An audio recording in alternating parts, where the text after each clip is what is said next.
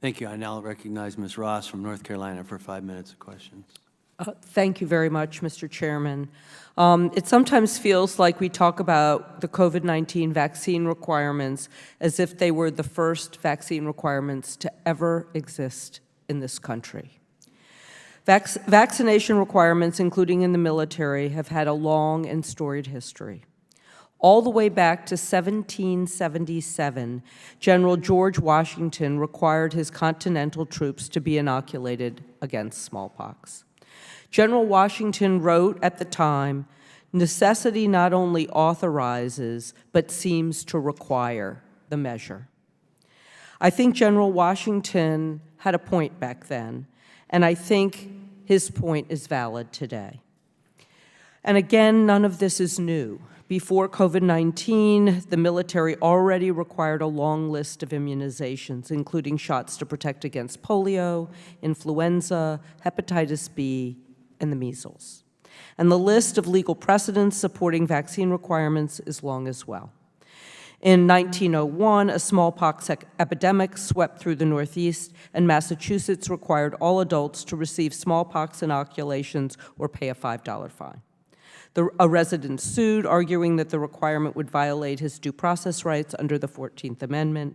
And in Jacobson versus Massachusetts, the Supreme Court rejected those arguments, holding instead that the state's power to protect the public health of its residents prevailed over the individual's right to refuse vaccination. Again, in 1922, the Supreme Court held that cities could require students to get smallpox vaccines before attending public or private schools. And then, of course, in 2021, the Supreme Court allowed Indiana University to require vaccinations as a condition of attendance, a decision that was authored by Justice Amy Coney Barrett, not exactly a liberal. So I don't see much of an issue here as to whether vaccine requirements are constitutional, with some exceptions, and we'll talk about those in a minute. But almost 120 years of precedent demonstrates that they clearly are in the main. Dr. Lynch, could you put vaccine requirements into context for us? There's no question that COVID-19 was the highest profile example of vaccine requirements in modern history, but how have vaccine requirements been implemented in other eras with respect to other diseases? We, in fact, have a long history of requiring vaccinations in the United States in different populations. Two additional examples to your own include influenza vaccine requirements for healthcare workers, which I've already spoken about are highly effective in getting vaccine uptake and protecting both patients and healthcare workers, and school entry vaccine requirements for children.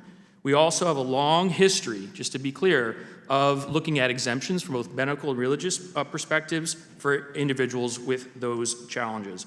I believe this balance has worked very well in all of those programs.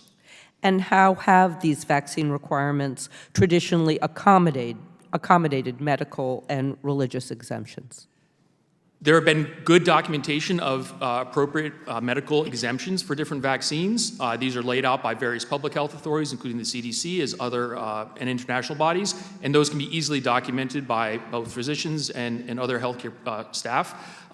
In terms of religious documentation, there's been a clear precedent around sincerely held religious beliefs and maximizing the potential for accommodations for healthcare workers and other individuals in those populations.